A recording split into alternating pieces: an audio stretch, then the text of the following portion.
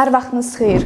Xalqın gündəmi rubrikasında Xalq qəzetinin 21 fevral nömrəsində dərc olunan dünənə və sabaha yaraşmayan hikkə məqaləsinin icmalını təqdim edirik. Məqalənin müəllifi İmran Həsənqaladır.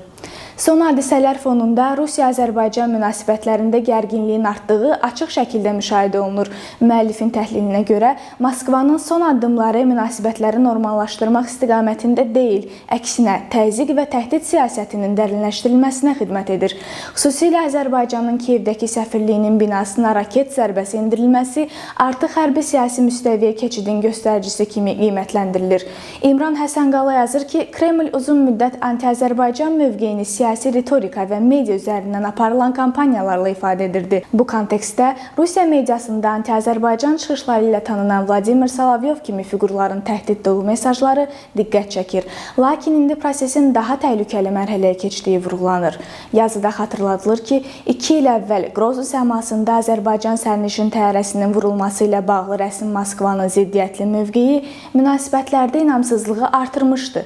Bunun ardınca Rusiyada Azərbaycanlı miqrantlara qarşı zoraki əməliyyatlar, o cümlədən Yekaterinburqda baş verən hadisələr və diaspora üzvlərinə qarşı ağır ittihamlarla uzun müddətli həbs cəzalarının istənilməsi münasibətlərdə əlavə gərginlik yaradıb. Əsas məqamlardan biri də Ukrayna ərazisində Azərbaycana məxsus enerji obyektlərinin hədəfə alınmasıdır. Odessada Sokara məxsus neft bazasına və Azərbaycan qazını nəql edən infrastruktur obyektlərinə zərbələr iqtisadi sabotaj kimi dəyərləndirilir.